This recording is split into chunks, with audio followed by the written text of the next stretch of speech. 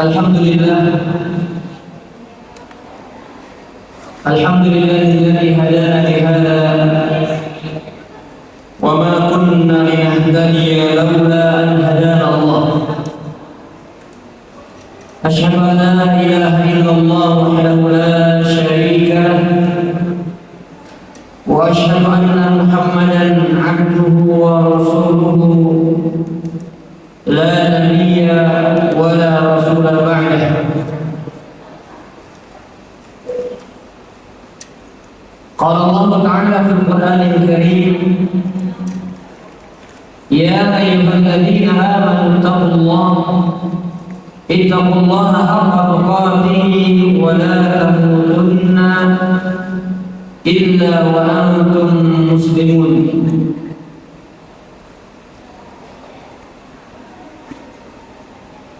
Wa qala Rasul sallallahu alaihi wasallam, ittaqillaha haitsu ma kunt wa atbi'i sayyi'atal hasanata tamhuha wa khaliqin nasa bi khuluqin hasanin. Thumma amma ba'd. Alhamdulillah, Bapak Ibu, para ikhwan dan akhwat jamaah sekalian, rahimani wa rahimakumullah. Kita bersyukur kepada Allah Jalla fi'ulah yang telah melimpahkan nikmat-nikmatnya kepada kita. Nikmat iman, nikmat Islam, dan tidak lupa nikmat yang menunjang dan menopang kekuatan Islam dan iman kita, yaitu nikmat ilmu. Karena seseorang tidak mungkin mendapatkan Islam yang baik, mendapatkan kualitas iman yang lurus, jika tidak bermodalkan ilmu. Mustahil. Dikatakan beriman dengan iman kualitas yang baik, maka tanpa didasari ilmu, itu adalah sebuah kemustahilan. Bahkan Allah sendiri yang kemudian menjelaskan kepada kita bahwa ilmulah yang akan menghantarkan seseorang kepada keimanan. Di antaranya adalah rasa takut, rasa cinta, rasa harap, bergantungnya kita kepada Allah Jalla wa'ala, itu dikembalikan kepada dasar ilmu yang benar. Allah Tabaraka wa Ta'ala mengatakan, innama yakhshallaha min ibadihi ulama. Yang takut kepada Allah dari kalangan hamba-hambanya adalah para ulama. Ulama berarti orang yang punya ilmu. Maka bersyukur kepada Allah ketika kita dimudahkan jalan-jalannya, kesempatan-kesempatannya oleh Allah, diberikan kemudahan dalam menuntut ilmu. Berarti Allah menginginkan kebaikan untuk Islam kita, dan Allah menginginkan kebaikan untuk iman kita. Semoga Allah Subhanahu wa Ta'ala menjadikan ilmu yang kita kaji khalisalillah, benar-benar murni semata-mata karena Allah Subhanahu wa Ta'ala. Amin ya rabbal alamin. Salawat dan salam semoga Allah Subhanahu wa Ta'ala melimpah curahkan kepada Nabi kita Muhammad sallallahu alaihi wa alihi wasallam.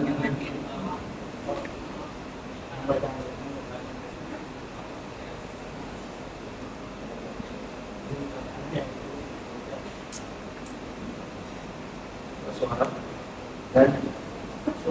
Dia ke basement. Masuk ke basement suara. Baik, para hadirin dan hadirat Bapak Ibu, ikhwan dan akhwat rahimani wa rahimakumullah. Insyaallah kita akan kembali lanjutkan pembahasan kajian rutin dalam kitab Al-Arba'in An-Nawawi.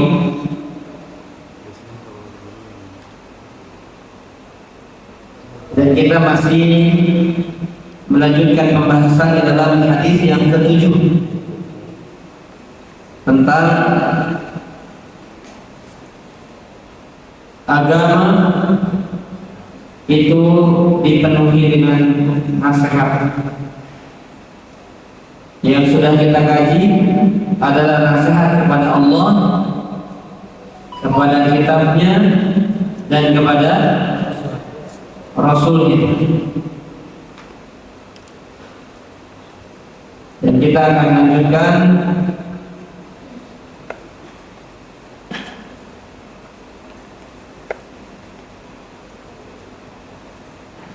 di dalam pembahasan nasihat kepada para pemimpin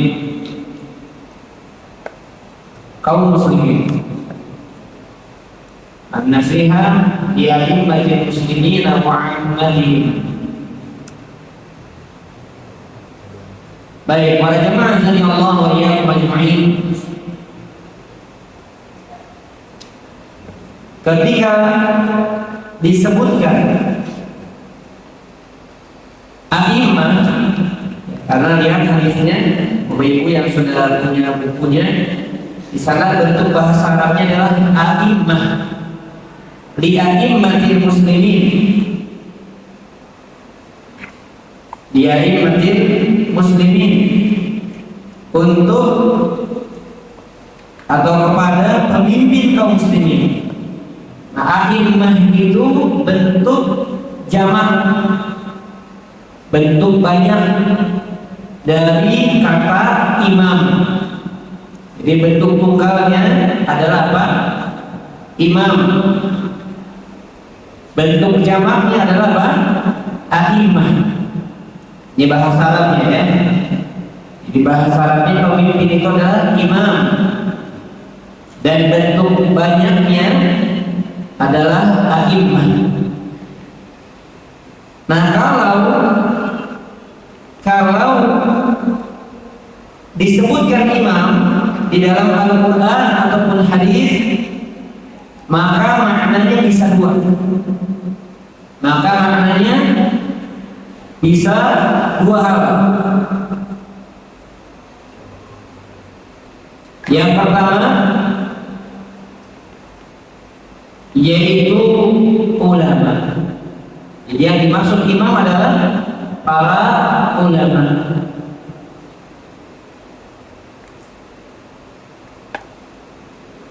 Dan kalau disebut ulama, maksudnya adalah ulama yang rabbani, bukan ulama semua ulama.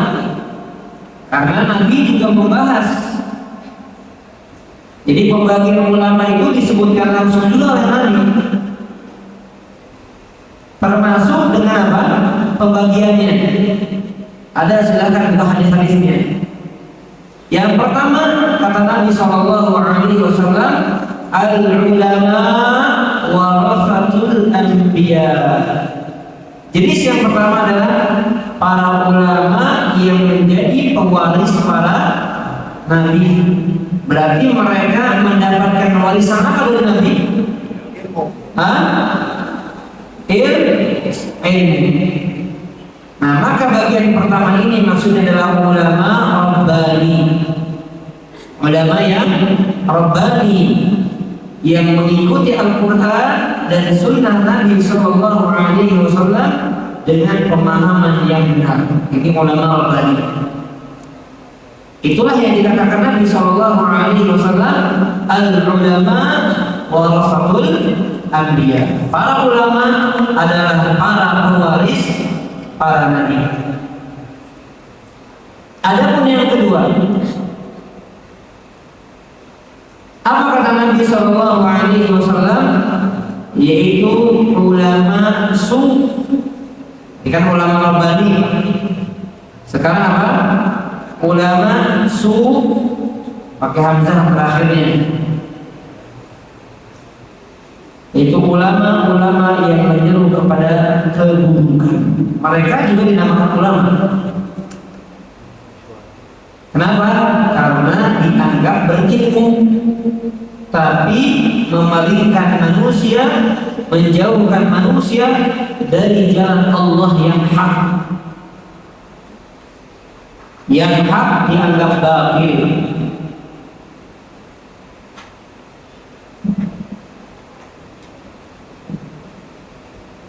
Masuk ya.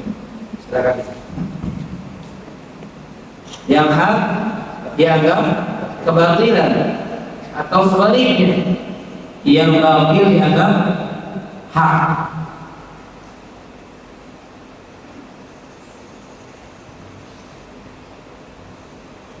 Ya. Nah, ini disebut dengan ulama su. Artinya apa? Orang berilmu yang buruk.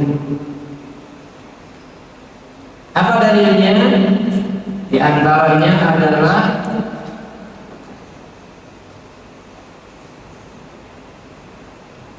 di dalam surat Al-A'raf ayat 175 sampai dengan ayat 177.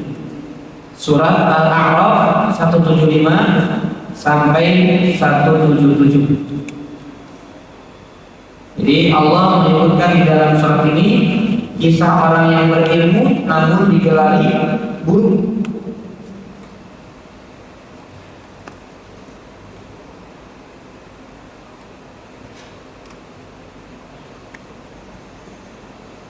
Di antaranya adalah yaitu ulama yang meninggalkan ilmu yang bersumber dari Al-Quran dan hadis yang sahih.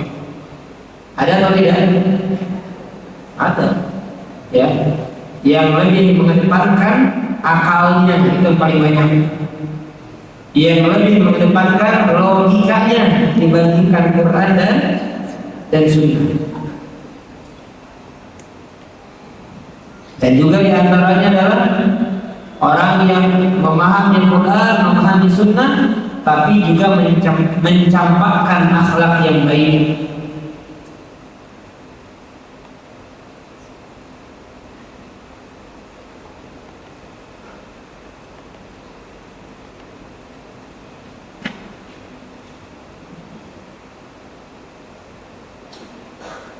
Jadi di antara tanda-tandanya, bahkan Nabi SAW juga menyebutkan doa ala abwab jahannam. Nanti akan ada para dai, akan ada para dai na'udzubillah min dzalik. Semoga saya dan kita semua dijauhkan Allah Subhanahu wa taala dari sifat ini. Kata Nabi, du'atun ala abwab jahannam, para dai yang mereka berdiri di depan pintu neraka jahanam. Artinya apa? Mengajak manusia, tapi ngajaknya bukan ke surga. Mereka menganggap, menyangka, mengira, meyakini mengajak ke jalan Allah, memasukkan ke dalam surga, tapi justru sebaliknya mereka menjauhkan manusia dari jalan Allah dan menghantarkan mereka masuk ke dalam neraka. Na'udzubillah min dzalik.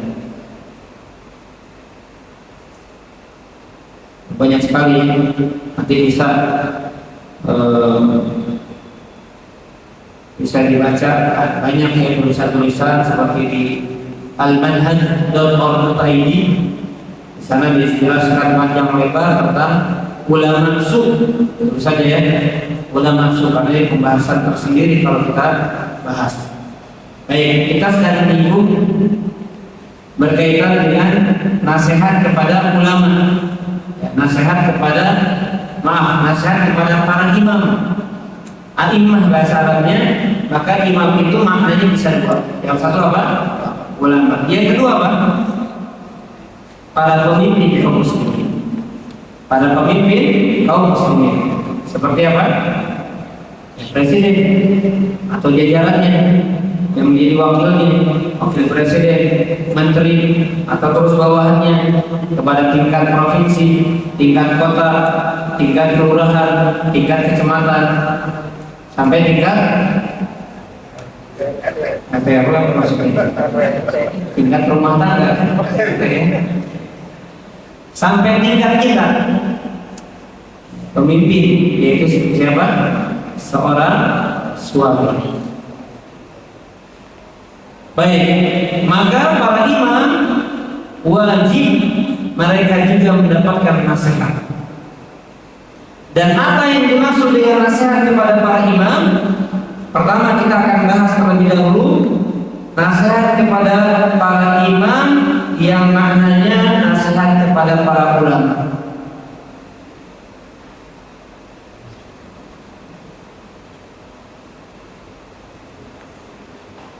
Bagaimana nasihat untuk para ulama? Yaitu dengan cara mencintai mereka. Jadi antara hak ulama itu adalah dicintai. Kenapa? Karena orang itu kalau sudah tidak cinta, tidak suka, gak bakal diikuti. Betul atau tidak? Gak suka, gak cinta, ya gak akan dipedulikan. Gak akan diambil kata-katanya, gak akan diambil faidahnya, gak akan diambil kebaikannya. Kenapa? Karena dasarnya sudah bukan cinta. Tapi kalau sudah cinta, ini kadang-kadang, tapi jangan juga cinta namun berlebihan, hulu. Jadi apa yang dikatakan semuanya benar, sampai diciumin kakinya, sujud di depannya, wah ini. Kalau udah lihat ulama begitu udah sesat sudah.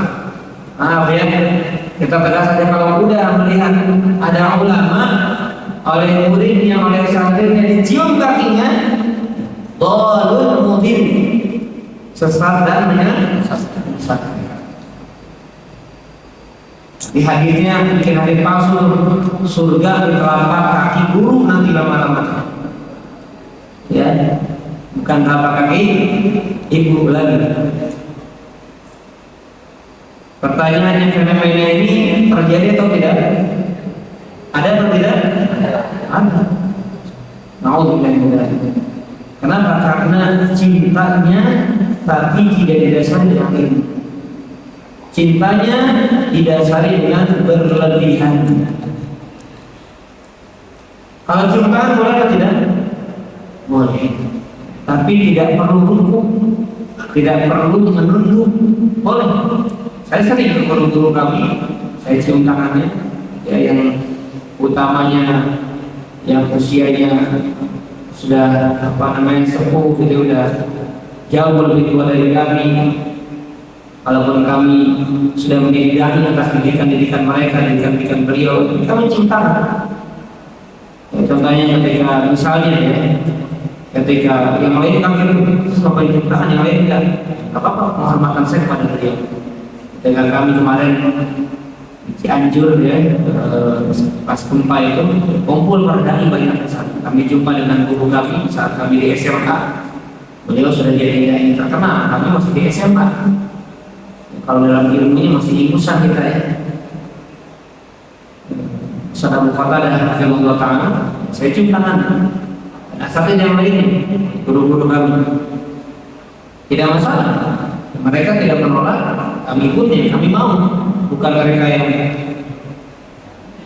berkah, apalagi sampai suruh bawa. Akhirnya sampai gurih-gurih, rebutan ke bawah gitu ya. Akhirnya salamannya sampai tiduran gitu. Nggak perlu berlebih, nggak masalah, kita nggak permasalahan. Tapi jangan bunuh. Jadi cintai mereka para ulama, dan yang dimaksud di sini ulama rabbani, ulama-ulama yang teguh di atas Quran dan Sunnah Nabi Sallallahu Alaihi Wasallam. Karena dasar cinta itulah yang kemudian akan menyebabkan kita berkurwah, berpedoman kepada mereka. Ingat, jadi yang kita ikuti apa? Quran, Sunnah dengan pemahaman para sahabat dan orang-orang dari kalangan ulama yang mengikuti mereka. Jadi kita menghormati ulama yang ikut dengan Quran Sunnah dan sesuai pemahaman para sahabat radhiyallahu anhum. Yang kedua, membantu dan menolong mereka di dalam menyampaikan kebenaran. Membantu dan menolong mereka di dalam menyampaikan kebenaran. Yang seperti apa? Kalau zaman dulu para jemaah, murid-muridnya para a'immah itu, murid-muridnya para imam itu, mereka mencatat apa yang dikatakan para ulama, dicatat, dijadikan buku, disebarkan ilmunya. Nah, ini apa? Ini bentuk nasihat kepada ulama, yaitu dengan cara menolong mereka, berta'awun, saling bersinergi dengan mereka dalam menyebarkan dan menyampaikan kebenaran. Itulah terus bergulir demikian dari zaman ke zaman, ilmu sampai begitu. Kenapa? Karena kita menegakkan hadis Nabi SAW, ad-dinun nasihat. Bahwasanya agama itu adalah nasihat, di antaranya adalah kepada para ulama. Maksudnya nasihat para ulama mencintai mereka dan menyebarkan kebenaran, menyebarkan ilmu mereka. Kan ya, Masya Allah ya, para panitia yang membantu dakwah, para jemaah tidak secara langsung tapi dengan hartanya atau dengan postingannya atau dengan ajakan secara langsung ataupun tidak langsung mengajak kawannya untuk ikut hadir pengajian, disebarkan lagi nanti ke keluarganya, dari keluarganya ke anak cucunya. Ini diantara bentuk nasihat. Ya, nasihat kepada dai, kepada penceramah, kepada para ulama. Ya, demikian apa yang kami jalankan, ya, apa yang didapatkan dari guru-guru kami disampaikan kepada orang lain. Nah, ini berarti salah satu bentuk kita mengamalkan hadis Nabi bahwasanya agama itu adalah kita menjalankan itu. Maka niatkan kita menjalankan apa yang disabdakan Nabi Shallallahu Alaihi Wasallam. Baik. Kemudian yang ketiga,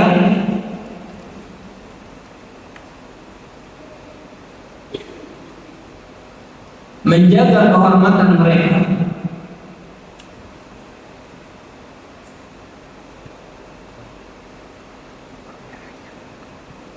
Menjaga kehormatan mereka. Nah, ini yang sekarang diingat ya, ketika kita bicara ulama rabbani, ya, ingat ulama rabbani. Adapun ulama yang menyimpang, dalam tanda kutip ulama yang menyimpang, dari yang menyimpang, kemudian kita bantah, kita sanggah, kita jelaskan di hadapan para jamaah, di hadapan para hadirin, para hadirat. Ini bukan berarti gibah yang terlarang. Ini bukan berarti gibah yang terlarang. Bahkan ada waktu, ada kesempatan gibah itu menjadi wajib. Gibah itu menjadi apa? Wajib. Kapan? Ketika kita bermaksud menjelaskan penyimpangan seseorang.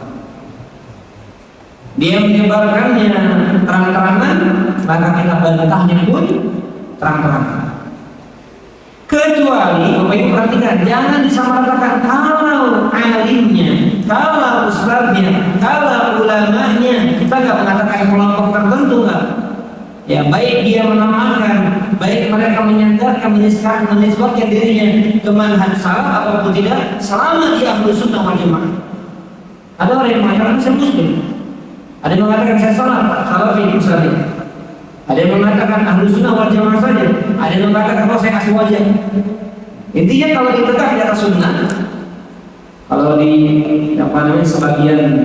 sebagian negara itu kadang nggak digunakan itu atau nggak dikenal dengan ini manhaj salaf atau tidak. Jadi ahlul athar, ahlul hadis, ahlul fikih begitu Pak. Tapi mereka semua di atas apa? Di atas sunnah. Maka kalau ulama-ulama seperti ini, jaga kehormatan mereka. Ketika ada ketergelinciran dari mereka, maka dinasihati baik-baik. Jangan kemudian langsung dibantah langsung dijatuhkan kehormatannya, langsung dihakimi, tidak berhak diambil ilmunya. Itu yang terjadi sekarang. Dan tidak sedikit bahkan guru-guru yang mengajari dia kebaikan, yang pertama kali mengajarkan dia mengenal Allah, mengajarkan pertama kali dia mengenal Nabi Sallallahu Alaihi Wasallam, yang pertama kali mengajarkan dia untuk memperdalam Islam. Tapi justru murid-murid inilah yang kemudian apa? Menjatuhkan kehormatan gurunya. Nauzubillah min dzalik. Enggak akan pernah berkah ilmunya. Ketika digibahi, tidak diingkari, tidak dibela kehormatannya. Kenapa di sini kita singgung? Karena jemaah sallallahu alaihi wasallam ini kita bicara hukum asal. Ketergelinciran dari guru, dari ulama itu dijaga kalau dia tegak di atas sunnah. Dinasihati baik-baik. Dan alasan lain karena sealim apapun ulama, mereka bukan para nabi, mereka hanya pewaris nabi. Artinya kalau bukan nabi berarti tidak maksum. Nggak ada yang lepas, nggak ada yang terhindar dari kesalahan. Nggak ada yang suci dari dosa, nggak ada. Mana coba Ustaz terus sebutkan yang dia nggak punya kesalahan, nggak punya ketergelinciran? Nggak ada. Pasti ada kesalahan. Dan bahkan kata Nabi apa? Bukan ada, tapi apa? Banyak. Kullu bani Adam khata'. Setiap anak Adam itu banyak salah. Dan di sini umum. Bani Adam awal, mau penuntut ilmu, mau ulamanya, dia statusnya tetap Bani Adam yang pasti banyak melakukan kesalahan. Maka lihat kalau ulama Rabbani dijaga kehormatannya.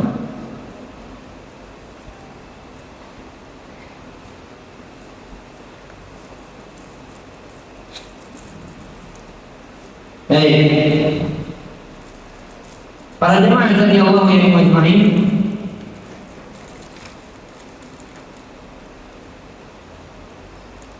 yang berikutnya ini kami sampaikan ya. Di antara bentuk nasihat kepada para ulama ketika kita melihat kesalahan di antara atau ketika kita melihat kesalahan dari mereka, selain dinasihati jangan diam.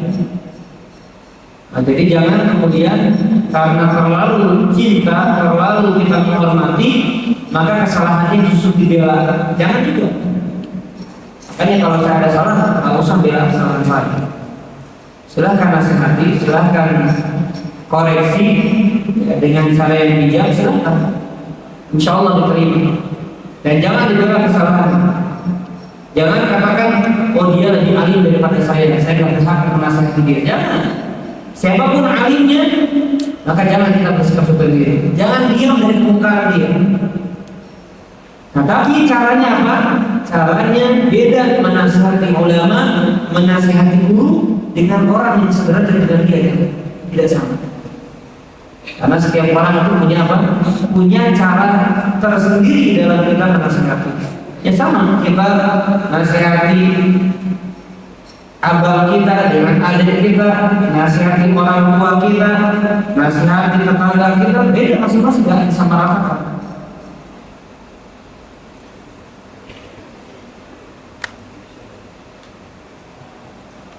Baik, ini kalau maksud daripada ulama, daripada imam adalah para ulama. Maksud yang kedua adalah imam di sini maksudnya adalah para pemimpin kaum muslimin. Para pemimpin kaum muslimin. Jadi begini para jemaah, kalau tidak salah surat An-Nisa ayat 59 kalau nggak salah ya. Coba nanti dicek. Allah mengatakan apa? Ya ayyuhalladzina amanu athi'ullaha wa athi'ur rasulah wa ulil amri. Allah dan Rasul ulil amri minkum. Taati Allah, taati Rasul, dan taati apa? Ulil amri. Nah, ulil amri ini Bapak Ibu sama seperti apa yang kami bahas. Ulil amri itu imam yang memegang urusan, dan ada lihat tafsiran dua, yaitu apa? Yang pertama ulama dan para pemimpin. Nah, sama seperti sekarang Bapak Ibu sekalian. Seperti halnya sekarang terjadi peperangan yang ada di Palestina, maka kita kembali kepada arahan dua. Siapa? Arahan siapa saja? Para ulama dan para pemimpin. Di undang-undang kita Bapak Ibu termasuk pidana atau termasuk sebuah kemungkaran orang mengibarkan bendera Zionis. Ya, bendera apa? Zionis. Itu nggak boleh dari negara kita. Berarti wajib kita ikuti mereka. Dan Indonesia juga di antara negara yang tidak mengakui kedaulatan negara apa? Saya nggak mau sebut Israel ya. Israel ini Nabi Yakub. Bendera apa? Yahudi, Zionis. Jangan. Semoga Allah melaknat Israel. Berarti mendoakan anak kepada siapa? Nabi Yakub alaihissalam. Jangan salah.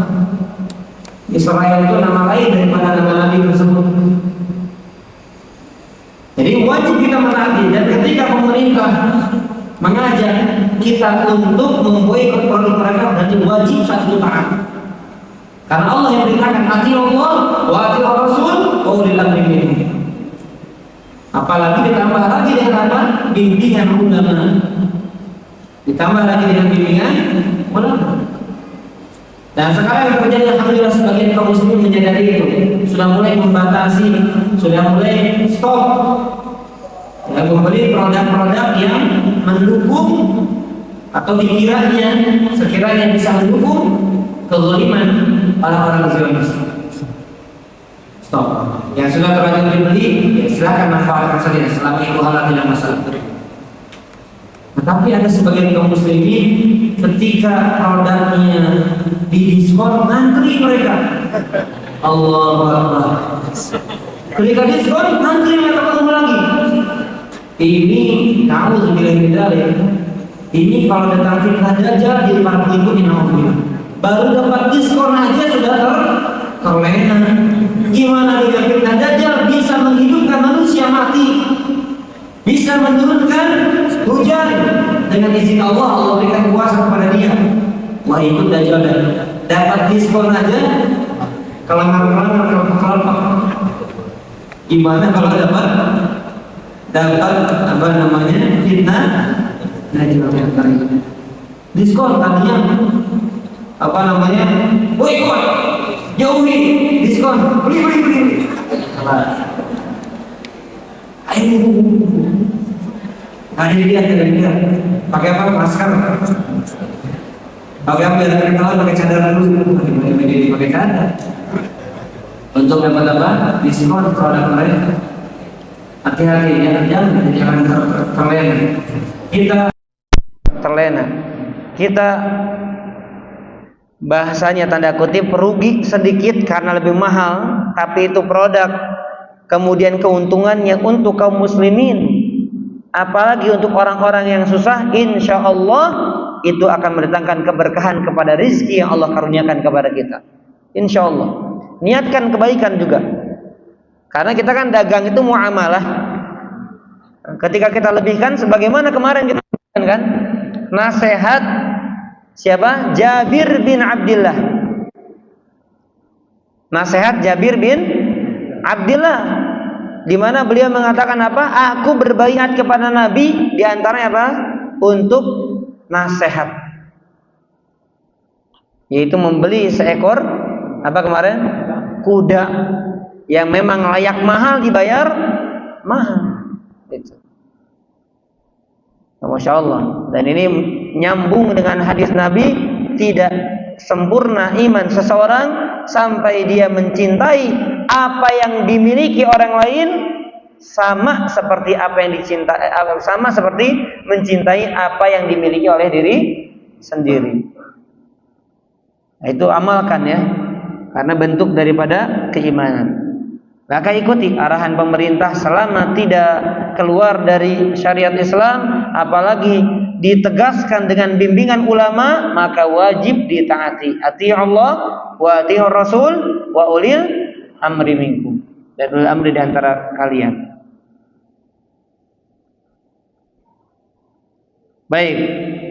Lalu bagaimana bentuk nasihat kepada para pemimpin? Yang pertama, meyakini kepemimpinan mereka.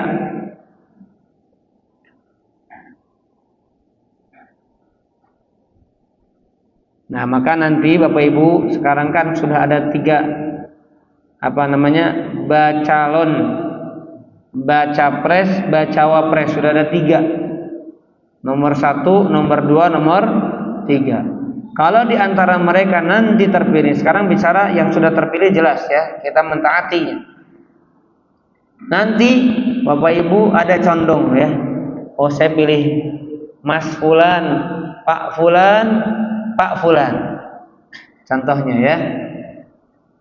Maka kalau nanti sudah jadi pemimpin, kita amalkan hadis Nabi ini, kita amalkan penjelasan para ulama ini. Bagaimana cara kita menasehati atau menegakkan, mengamalkan nasihat kepada para pemimpin? Yang pertama, siapapun yang terpilih nanti, baik yang sesuai dengan selera kita ataupun yang tidak sesuai dengan harapan kita, maka wajib kita mengakui kepemimpinan mereka, sekalipun cara pemilihan yang ada di negeri kita tidak sesuai dengan ajaran Islam.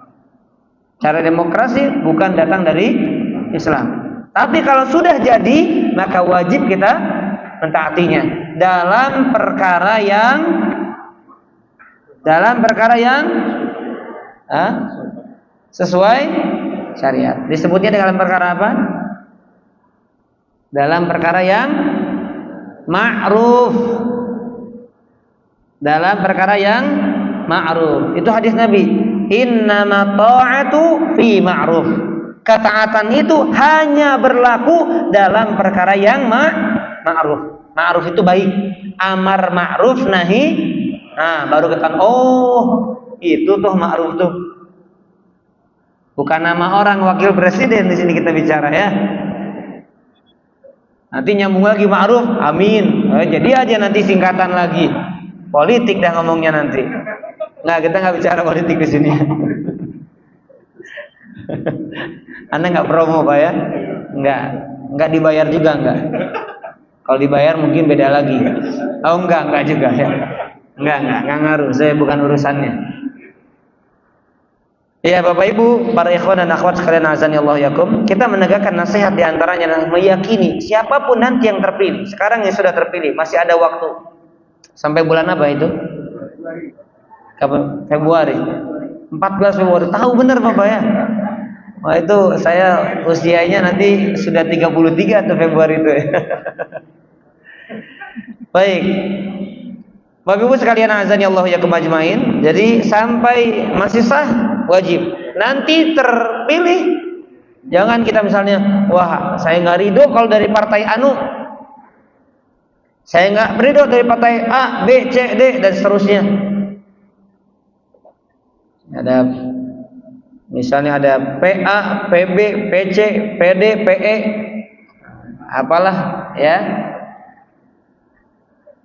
Oh saya nggak mau kalau yang diusung partai ini. Tapi kalau sudah jadi, maka harus apa? Sami'na wa ta'na fi ma'ruf, dalam perkara yang ma'ruf. Itu wajib ya. Itu yang pertama. Wajib meyakini dulu pertama. Yang kedua, menyebarkan kebaikan mereka di tengah masyarakat. Jadi jangan punya kebiasaan provokasi. Presiden kita, jangan. Bapak Ibu, hati-hati. Pemimpin kaum muslimin dijaga kehormatannya, sebagaimana ulama dijaga kehormatannya. Jadi maaf, kalau ada orang sudah ngaji nih, Dia bilang nggak boleh demo, nggak boleh keluar memberontak pemimpin, nggak boleh gibahi pemimpin. Pas dia nongkrong, wah presiden kita gimana sih ini? Semoga Allah ampuni saya dan kita semuanya atas gibah-gibah yang selama ini kita tujukan kepada para pemimpin kita dan para ulama kita. Amin ya rabbal alamin. Kadang kita keceplosan Bapak Ibu ya, kemudian keenakan karena diwaswas syaitan ya, dikasih madu sama syaitannya, dikasih permen jadi manis. Ibaratnya begitu. Ya, dikasih bumbu, dikasih pecin, dikasih ini, digarmin, nikmat, kayak makan kita. Padahal makan apa? Bangkai saudara sendiri. Ya, itu hakikatnya. Apalagi dosa menggibahi pemimpin dan dosa menggibahi ulama tidak sama dengan dosa menggibahi orang awam, tidak sama. Maka wajib yang kedua, nasihat kepada ulama maksudnya adalah dengan menyebarkan kebaikan kepada mereka. Masya Allah kebijakannya, Masya Allah lihat terasa, itu kebaikan. Adapun kekurangan, siapa pemimpin yang gak punya kekurangan? Khususnya di zaman sekarang, siapa? Yang mana kebijakan-kebijakannya itu banyak yang tidak sesuai dengan harapan kita. Maka caranya adalah dengan cara yang didoakan. Baik, kemudian yang ketiga, mentaati apa yang diperintahkan dan meninggalkan apa yang dilarang mereka, kecuali dalam kemaksiatan kepada Allah. Kecuali dalam kemaksiatan kepada Allah Subhanahu wa taala. Jadi apa yang diperintahkan maka kita taati, yang dilarang kita tinggalkan, kecuali kalau bentuknya maksiat. Ya, seperti kita harus bayar apa dan di dalam Islam misalnya tidak diajarkan, maka kalau kita bisa hindari tidak masalah. Tak perlu kemudian kita bayarkan ya. Atau nggak perlu kita taati, nggak perlu kita penuhi kalau dalam rangka bermaksiat kepada Allah Subhanahu wa taala.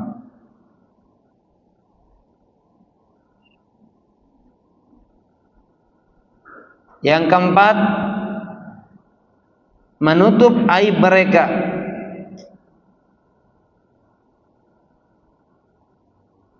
Menutup atau menyembunyikan aib mereka.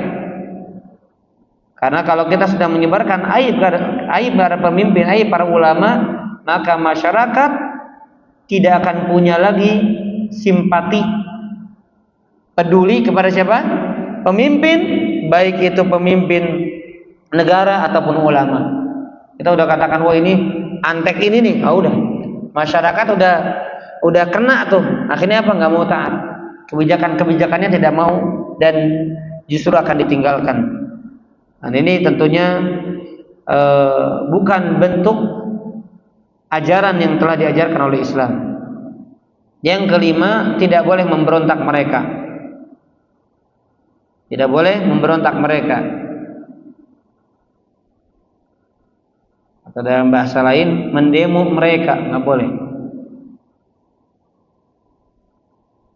Karena manhaj ahlu sunnah wal jamaah dalam menasihati pemimpin jelas. Apa kata Nabi SAW? Fala tubdihi alaniyah. Kalau kamu melihat kemungkaran dan kamu ingin menasihati pemimpin, maka jangan kamu tampakkan. Nah, jangan kamu tampakkan, disebarkan gitu. Nasihatnya apa? Nasihatnya di mimbar-mimbar, di kajian-kajian. Itu bukan nasihat. Bukan cara-cara ahlu sunnah itu. Tetapi apa? Empat mata dengan mereka. Nggak punya akses ya sudah. Kita nggak punya akses, sampaikan kepada orang yang punya akses. Atau misalnya nggak ada cara lain, ya doakan mereka. Karena memang ada aturan mainnya dalam menasihati para pemimpin.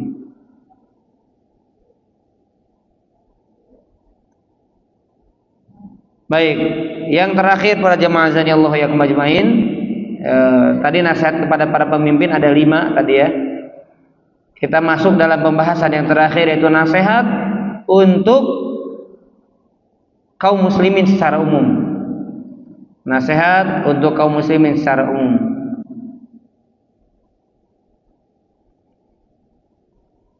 Apa itu? Secara umum dengan kaum muslimin adalah menunaikan hak-hak mereka. Menunaikan hak-hak mereka. Baca hak muslim atas muslim apa saja. Ketika salam maka kita jawab, ketika sakit maka kita jenguk, ketika bersin dia mengucapkan alhamdulillah kita jawab, ketika butuh kita bantu. Ya, ketika sakit tadi dijenguk, kemudian ketika wafat maka diurusi jenazahnya, disolati, dimakamkan. Itu diantara hak sesama muslim. Maka ini bentuk nasihat diantara kaum muslimin secara umum.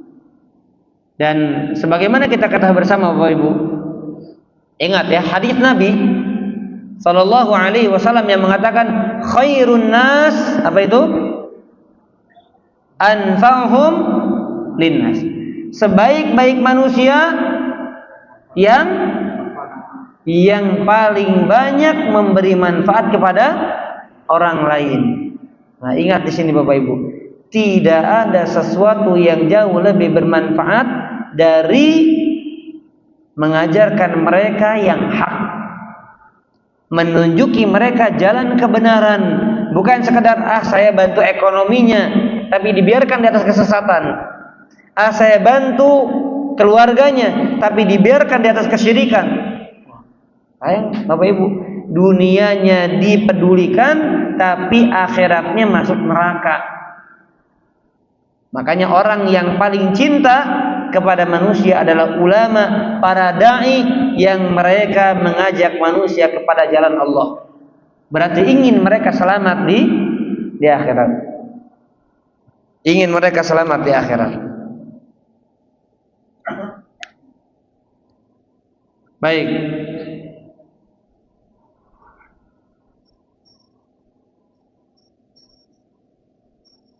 Faidah hadis. Apa yang bisa kita petik dari hadis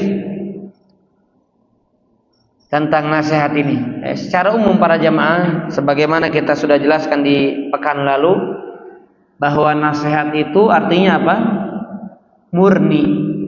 Ya, nasihat adalah kemurnian, ketulusan. Dan secara bahasa nasihat artinya apa? Secara istilah menginginkan kebaikan bagi orang lain. Menginginkan kebaikan bagi orang lain. Maka lihat, ketika kita menginginkan kebaikan kepada orang lain, maka itu semuanya didasari dengan keikhlasan dan ketulusan. Apa adanya, bukan ada apanya. Nah, itu bahasa sekarang ya, bahasa zaman now-nya. Apa adanya, bukan karena ada apanya. Jadi karena Allah Ta'ala mengharapkan apa yang terbaik yang Allah janjikan di sisinya berupa pahala, ganjaran, surga Allah Jalla wa'ala.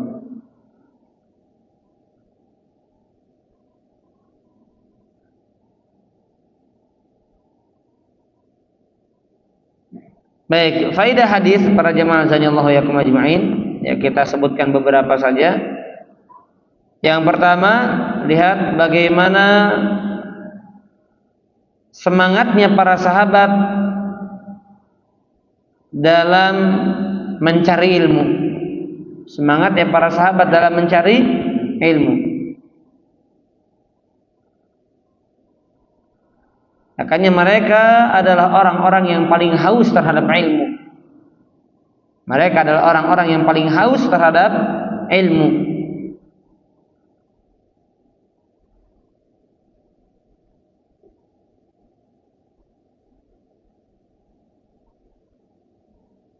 Maka semuanya yang ditanyakan para sahabat itu rinci. Makanya sekarang kita Bapak Ibu, apa yang tidak ditanyakan sahabat nggak perlu kita tanya. Paham Bapak Ibu?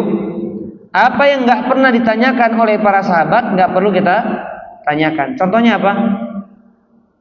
Contohnya apa? Bagaimana ketika sahabat mendengar ayat-ayat tentang di mana Allah,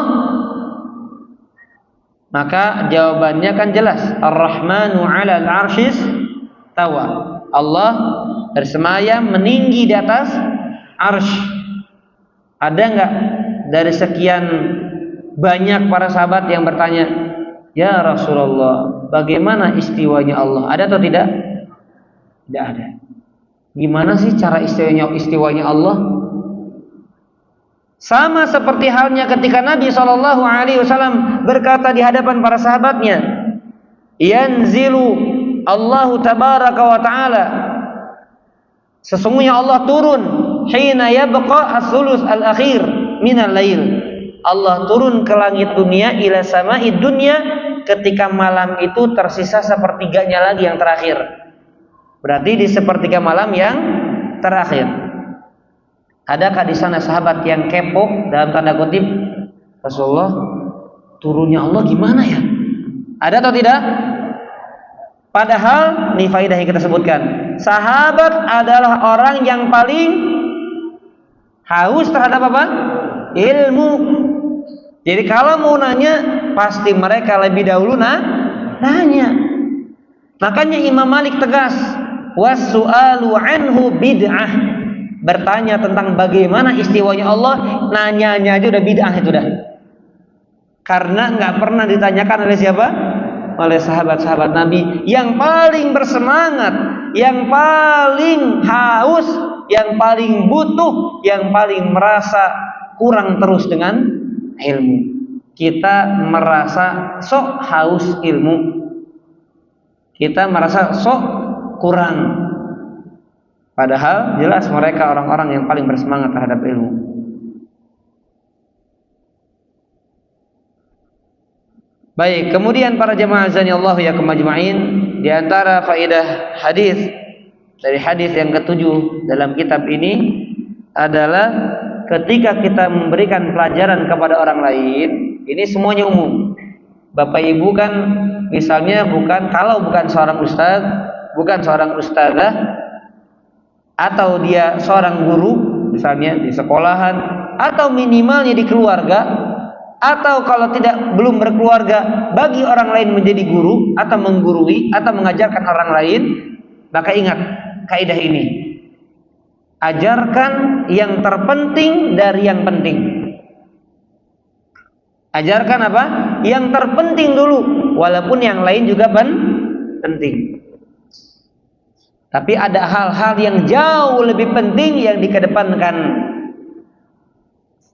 Dan ini telah ada contohnya pengajaran dari Nabi kita Muhammad sallallahu alaihi wasallam. Ketika beliau itu seorang nabi, namun beliau juga adalah seorang guru yang paling hebat.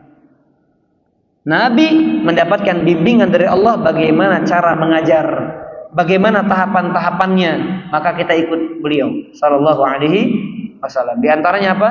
Mengajarkan yang pertama adalah tauhid. Mengenalkan Allah dulu kepada umatnya. Menjauhkan mereka dulu, mengingkari. Pertama adalah mengingkari dari apa? Kesyirikan. Itu yang paling utama.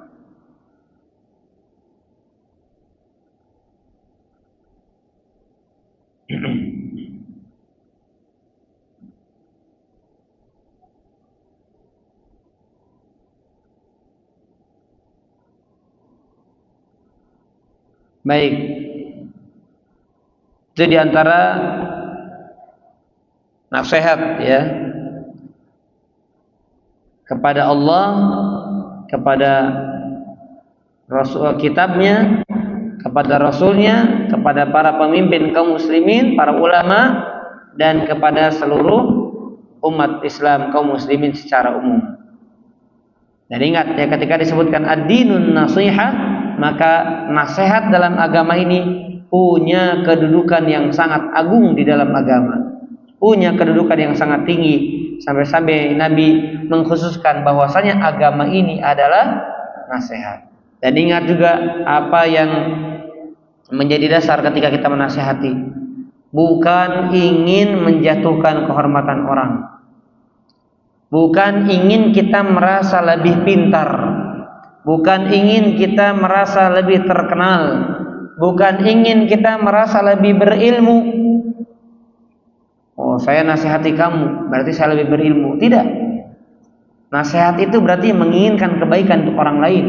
Sekalipun kita sendiri menyadari bahwa bisa jadi kekurangan itu masih ada pada kita. Ya. Tapi bukan berarti ketika kita masih melakukan kemungkaran, kemudian membuat kita tidak mengingkari kemungkaran yang ada pada orang lain. Bisa dipahami? Jangan sok suci. Emang kamu nggak berdosa? Ya, sekalipun saya berdosa, tapi saya harus mengingkari dosa yang dilakukan orang lain. Itu beda urusannya antara apa yang kita lakukan dengan apa yang orang lain lakukan. Jangan kemudian semakin rusak kita, semakin cacat iman kita dengan apa? Kita malas, kita melakukan kemungkaran dan membiarkan orang lain malas, membiarkan orang lain melakukan kemungkaran. Makin rusak agama kita.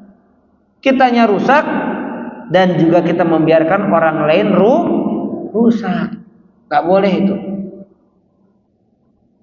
Jadi nggak ada orang sempurna atau menanti sempurna untuk memberikan masukan kepada orang lain, tidak. Walaupun tentunya di dalam kaidah disebutkan bahwa orang yang paling berhak dinasihati adalah diri kita sendiri. Yang diinginkan kebaikan adalah pedulikan diri kita sendiri, sebagaimana Allah mengatakan di dalam surat At-Tahrim ayat ke-6 kalau tidak salah ya, ayat ke-7. Ya ayyuhalladzina amanu qu anfusakum. Kan diri kalian dulu. Baru kemudian apa? Wa ahlikum nar. Wahai orang-orang beriman, jaga diri kalian dulu, pelihara diri kalian dan keluarga kalian dari api neraka. Allah mengatakan juga di dalam surat Al-Maidah, ya ayyuhalladzina amanu 'alaikum anfusakum. Wahai orang-orang beriman, diri kalian dulu, jaga diri kalian dulu, perhatikan diri kalian dulu.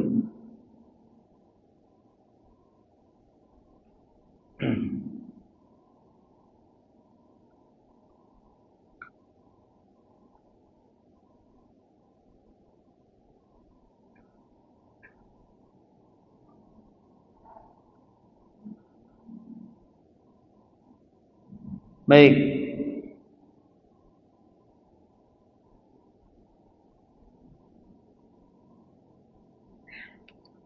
Kita bacakan dan kita jelaskan secara ringkas karena ini sedikit ada pengulangan ya dari hadis sebelumnya, yaitu hadis yang ke-8. Hadis yang ke-8.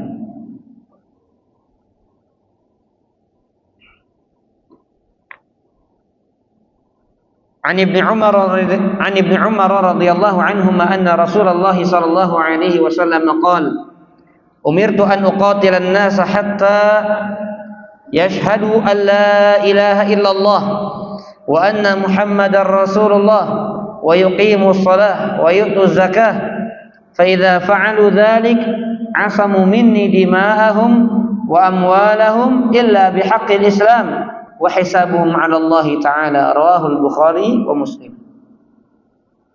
Dari Ibnu Umar radhiyallahu anhu, sesungguhnya Rasulullah sallallahu alaihi wasallam bersabda,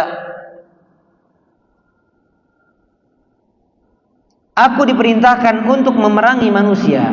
Nah, jadi peperangan juga, jihad itu adalah bagian dari ajaran Islam. Jadi apa yang terjadi sekarang? Kaum muslimin sedang berjihad melawan orang-orang kafir. Kaum muslimin sedang berjihad melawan orang-orang kafir. Ya, orang-orang Zionis kafir. La'natullah alaihim. Makanya kata Nabi, aku diperintahkan. Siapa yang merintahkan? Allah Subhanahu wa taala. Untuk memerangi manusia hingga mereka bersaksi bahwa tidak ada ilah selain Allah, tidak ada ilah yang berhak diibadahi kecuali Allah, dan Muhammad adalah utusan Allah. Wa yuqimus shalah, dan diperintahkan untuk menegakkan salat. Jadi Rasul diperintahkan memerangi manusia sampai mereka menegakkan salat, menunaikan zakat. Kemudian jika mereka melakukan hal itu, maka darah dan harta mereka akan dilindungi kecuali dengan hak Islam dan perhitungan mereka ada pada Allah Subhanahu wa taala.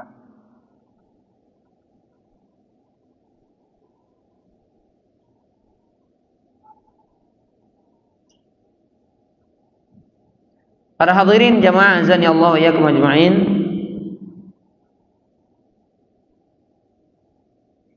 Kalimat uqatil annas yang artinya memerangi manusia, ini maksudnya adalah memerangi musuh-musuh.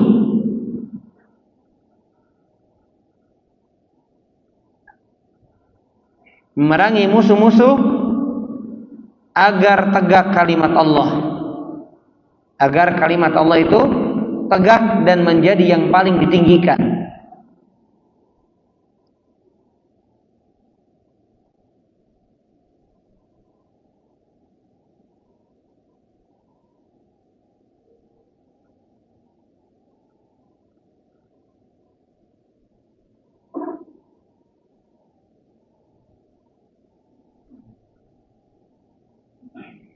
Para jamaah azan ya Allah wa iyyakum ajma'in.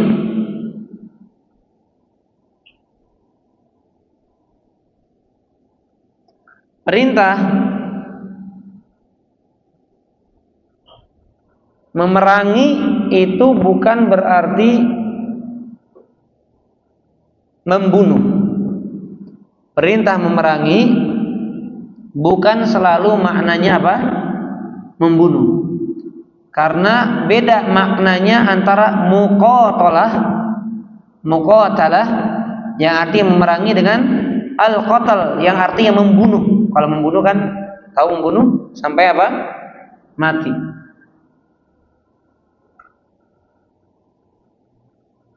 Tetapi kalau memerangi itu maknanya berbeda.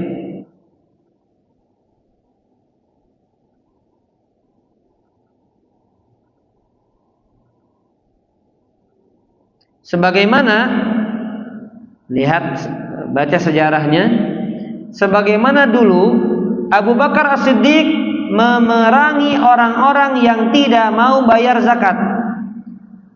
Tetapi di sini Abu Bakar tidak membunuh mereka, tapi apa? Memerangi untuk menegakkan keadilan. Misalnya Pak, diperangi, diserang, bukan berarti sampai mati. Paham ya? Diperangi dengan dibunuh beda. Bisa nggak misalnya diperangi tapi mereka ditangkap kemudian ditawan, ditahan. Nah, itu berarti apa? Diperangi bukan dibunuh. Nah, sebagaimana dijelaskan oleh Syekh Utsaimin, Abu Bakar As-Siddiq ketika ada orang-orang yang tidak mau bayar zakat, Abu Bakar perangi tapi tidak dibunuhi. Dan Abu Bakar radhiyallahu anhu memerangi mereka sampai mereka tunduk mau bayar zakat.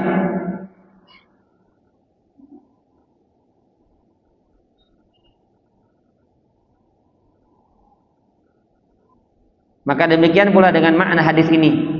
Aku diperintahkan untuk memerangi, bukan membunuh semua manusia yang belum bersaksi, tapi apa? Memerangi. Makanya ketika terjadi penaklukan, apakah kemudian ketika ditaklukkan itu dibunuh semua orang-orang agar menjadi negeri Islam? Kan tidak. Ada orang mau masuk Islam, silakan. Kamu masuk Islam, selamat. Tidak, atau menyerang misalnya, maka diperangi baru, dibunuh. Itu diantaranya.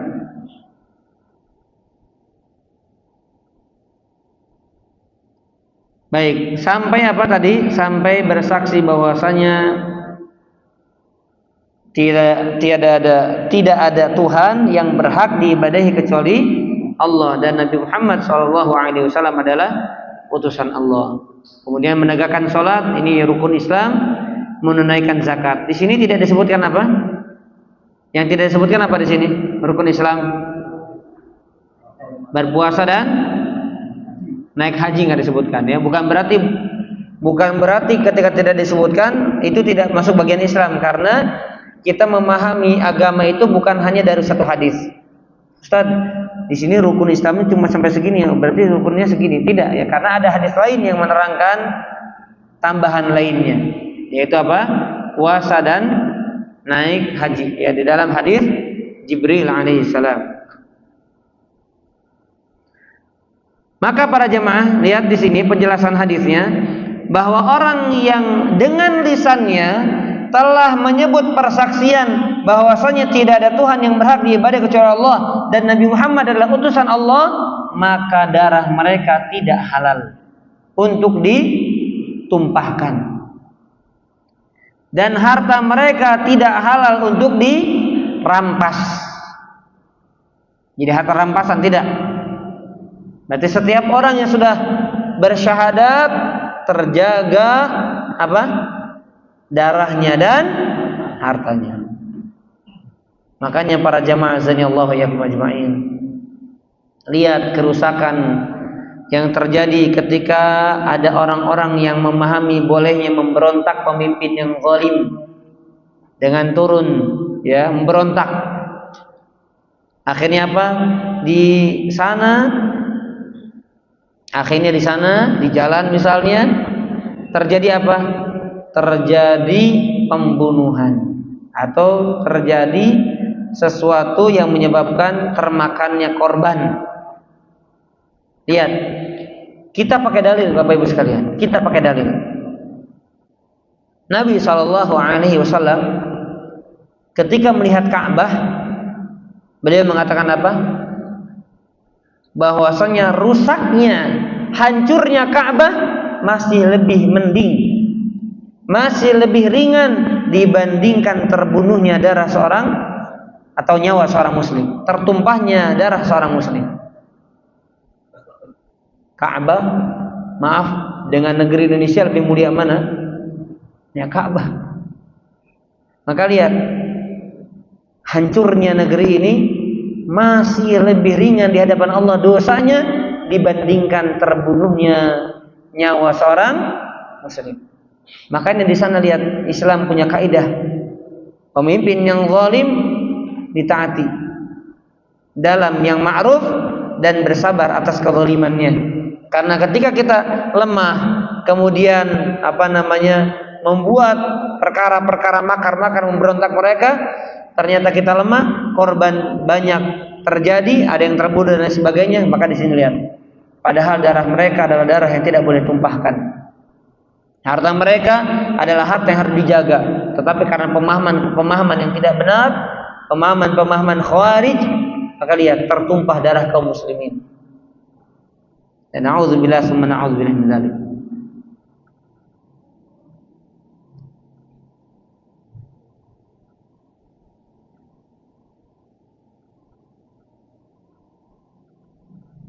Baik, para jamaah azanillahu ya majma'in. Kecuali dengan hak Islam, apa maksudnya? Kecuali dengan hak Islam. Jadi mereka nggak boleh dibunuh, nggak boleh dirampas hartanya kecuali dengan cara Islam. Maksudnya seperti apa? Ya seperti apa? Qisas, ya. Seperti misalnya qisas atau misalnya sihir. Ada orang Islam tapi melakukan sihir, maka dalam Islam penyihir itu hukumnya dibunuh, dipancung. Ya, kemudian apa? Kemudian diantaranya adalah orang yang menghina Nabi, dibunuh juga.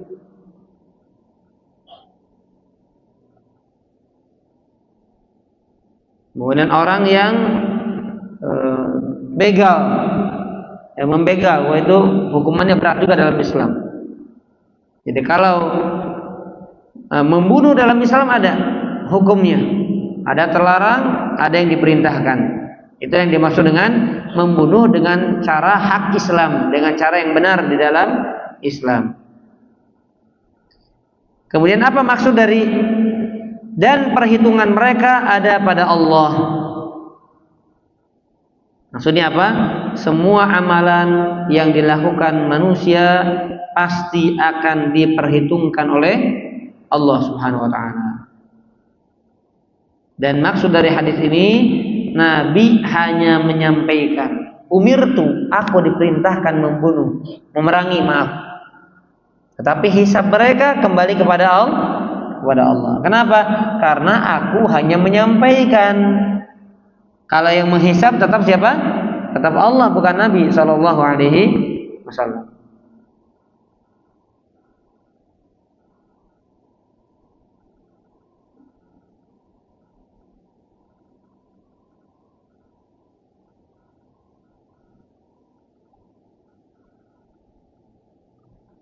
Baik, wallahu a'lam bishawab.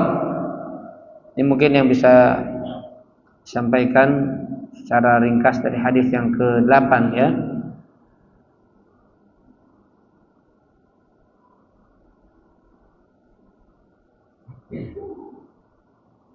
Kita lanjutkan terlebih dahulu.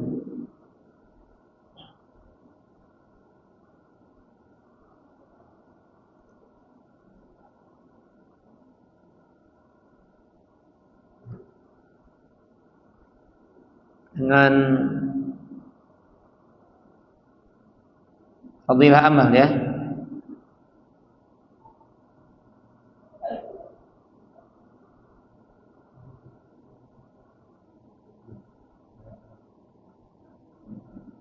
Halaman berapa?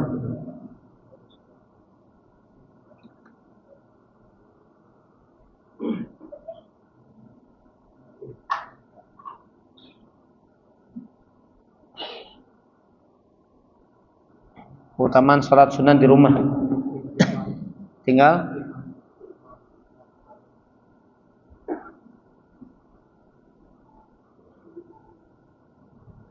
mana itu?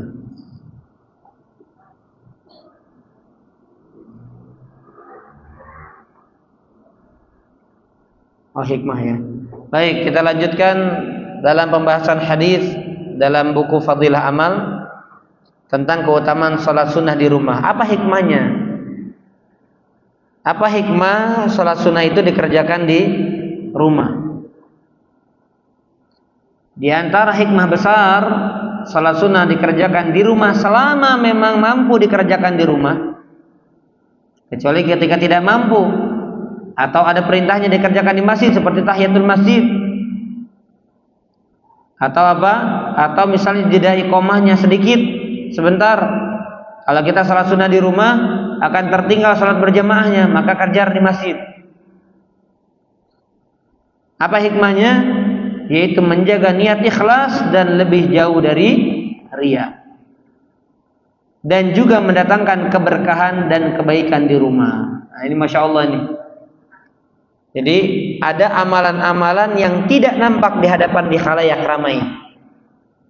Dan rumah itu punya hak agar kita mengerjakan ibadah di rumah tersebut.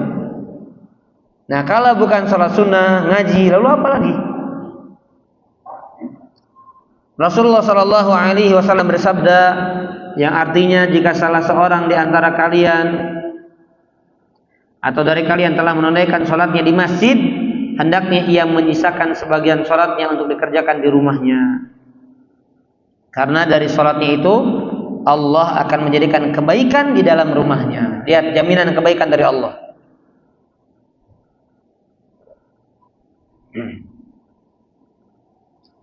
Rasulullah juga menganjurkan Shallallahu Alaihi Wasallam menyembunyikan amal soleh. Kata Nabi Shallallahu Alaihi Wasallam, barang siapa di antara kalian yang mampu menyembunyikan amal soleh, maka kerjakanlah. Jadi kalau kita mampu mengerjakan amal soleh secara sembunyi-sembunyi, maka kerjakan sembunyi-sembunyi. Al-Khuraibi radhiyallahu anhu rahimahullah berkata, dulu para ulama menganjurkan agar seorang memiliki amal yang dapat disembunyikan, yang tidak diketahui bahkan oleh siapa? Istrinya sendiri, istri oleh suaminya sendiri, dan orang lain. Seperti apa? Zikir misalnya tersembunyi, atau baca bagian wiridnya, hizbnya dari Al-Quranul Karim. Rasul Shallallahu Alaihi Wasallam juga bersabda, permisalan rumah yang disebut nama Allah di dalamnya dan rumah yang tidak disebut nama Allah di dalamnya adalah seperti orang yang hidup dan orang yang mati. Makanya rumah yang di dalamnya tidak ada zikir, malah dangdut, musik, apalagi game, kemudian nonton sinetron, TV tergantung isinya. Nggak bagus juga ya. Oh, secara umum. Saya punya TV, cuma nggak ada siarannya, nggak ada. Jadi yang haram adalah isinya. Ya, TV yang di dalamnya ada sinetron, ada si gibah, ada si gibah ya. Kan merek-mereknya itu gibah-gibah itu kan banyak nama-nama acaranya. Ya, saya nggak tahu apa nama-nama acaranya, udah nggak nonton TV sekarang. Sempat dilarang dulu kan sama MUI ya, tapi muncul lagi. Ya, kalau itulah di kita ya, kalau duitnya kenceng agak berat juga. Maka lihat ya, rumah-rumah seperti itu nggak diberkahi, banyak syaitonnya. Bersemayam di dalamnya apa? Syaitan. Wal'iyadzubillah. Di dalamnya ada patung-patung, di dalamnya ada foto-foto yang dipajang. Oh, udah, nggak pernah dibacakan Quran, nggak pernah zikir, nggak pernah sholat sunnah di dalamnya. Maka rumah tersebut ibaratnya seperti apa tadi? Seperti orang mati dan orang hidup, seperti kuburan berarti. Karena kuburan di dalamnya tidak, atau kuburan di sekitarnya tidak dibacakan Al-Quran. Dari hadis di atas Imam Nawawi memberikan komentar, dikerjakan di rumah karena lebih tersembunyi dan jauh dari riya, lebih menjaga dari perusak amal, dan agar rumah diberkahi dengan hal itu, karena turun rahmat dan malaikat di dalamnya, dan syaitan akan pergi darinya. Di dalamnya apa? Salat-salat sunnah dikerjakan, dibacakan Quran, disetel murotal, dijauhkan musik di dalamnya, dijauhkan tontonan-tontonan kemungkaran dan lain sebagainya. Ya, mudah-mudahan rumah-rumah yang kita huni, yang kita tempati, baik rumah sendiri yang sudah kita beli atau kita sebagai kontraktor, semoga rumah-rumah tersebut adalah rumah-rumah yang diberkahi Allah Subhanahu wa taala. Menjadi rumah yang baiti jannati, rumahku adalah surgaku. Jangan justru rumahku adalah nari, nerakaku. Ya, naudzubillah min dzalik. Baik, ya, nggak masalah ngontrak, nggak masalah, daripada beli tapi kredit riba, walaupun di perumahan yang elit, ya, gayanya elit tapi bayar sulit, sedekahnya pelit. Apa? Karena mikirin cicilan yang rumit. Nah, jauh lebih baik kontrak. Kalau belum mampu beli, sudah nggak apa-apa, ngontrak aja. Bahkan Bapak Ibu, ada sebagian orang yang dia mampu beli rumah tapi sengaja ngontrak. Ada, Pak. Kenapa? Karena dia punya kaidah dalam hidupnya. Ini kutipan aja. Karena kalau kita sudah merasa memiliki, maka kita lebih berpeluang untuk kecewa. Karena orang itu, manusia itu kalau sudah merasa memiliki, maka lebih mudah kecewanya. Oh, ini rumah saya rusak atau apa, kecewa.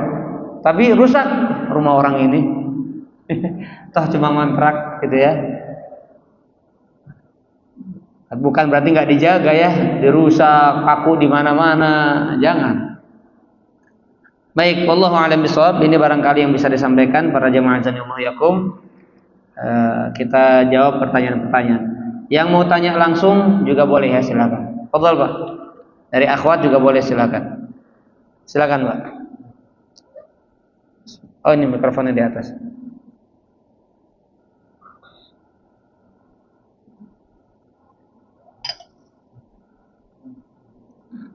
Ya, silakan, Pak. Waalaikumsalam warahmatullahi wabarakatuh. Tadi Pak mendatang mengenai ilmu asal pada lima mengenal itu Allah, itu kitabnya, rasulnya, dan para pemimpin kaum muslimin dan kaum muslimin Secara umum, betul. Nah, ini kan mau melihat agama itu masih ada pada karena kalau masalah pernikahan atau begitu itu berbalik dengan agama. Apakah ada hadis yang menjelaskan secara hukum mengenai itu? mengenai khianat dan atau menipu seakan kembali dari agama. Tapi kita tadi menggunakan mengenai ruang tadi kan, ya. penjelasan hadis yang kuat untuk hal itu. Baik. Barakallahu fikum. Ya, sikap khianat dan media khianat. Jadi jelas itu ajaran atau pelanggaran yang melanggar dalam aturan syariat Islam. Penipuan, oh jelas penipuan kan di dalamnya ada pengkhianatan, ada kedustaan, oh jelas itu Pak. Tanda kemunafikan, dosa besar. Menipu kan berarti yang harusnya kita amanah tapi kita menipu. Yang harusnya kita jujur tapi kita berbohong. Apa kata Nabi SAW dalam riwayat Bukhari juga, Pak? Hadisnya sahih, kuat. Iyyakum wal kadzib. Hati-hati kalian berbuat dusta. Fa innal kadziba yahdi ilal fujur. Karena dusta itu akan menghantarkan kepada dosa, kepada kejahatan. Wa innal fujura yahdi ilan nar, dan kejahatan itu akan menghantarkan seorang kepada neraka. Wa innar rajula la yakdzib hatta yuktaba 'indallahi kadzaban. Orang itu berdosa wa yataharra al-kadzib, berhiasa berdosa sampai dia dicatat di sisi Allah sebagai pendusta, berbohong, menipu dan lain sebagainya. Allahu a'lam bishawab. Ya, itu ayat Quran dan hadisnya. Baik, dari akhwat ada yang mau tanya langsung? Jika ada yang ingin bertanya langsung, kami kedepankan ya dari apa yang dibacakan. Panitia tidak ada?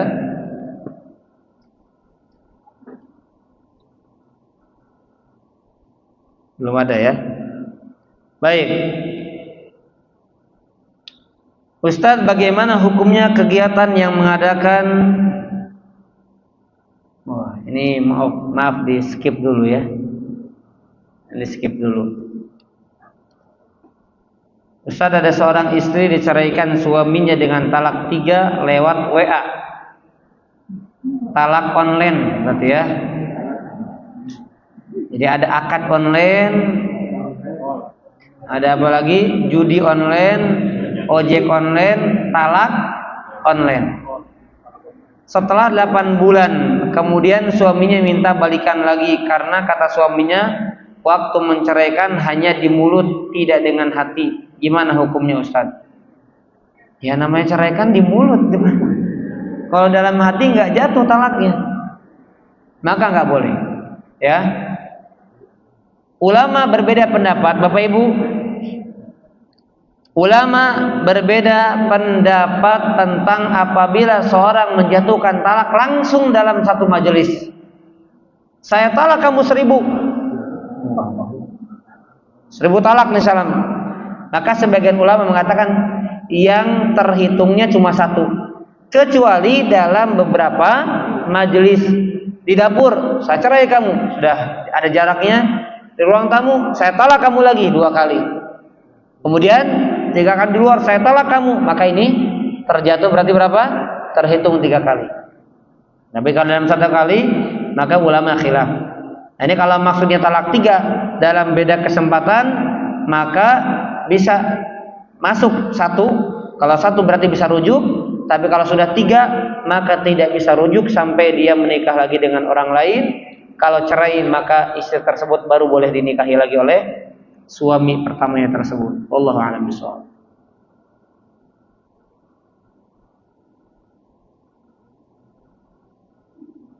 Baik, ada pertanyaan. Mengapa Saudi Arabia tidak membantu Palestina? Bukankah bantuan untuk Palestina banyak melalui Saudi? Jadi pertanyaannya ini 2 kontradiktif nih. Katanya mengapa Saudi nggak bantu Palestina? Bukankah bantuan untuk Palestina banyak melalui Saudi? Maksudnya ini menanyakan orang-orang yang menuduh kali ya. Lihat di video Instagram saya terakhir, baru tadi pagi saya posting. Dan pekan lalu saya bahas berapa yang digelontorkan Saudi Arabia untuk membantu Palestina. Silahkan dibaca beritanya.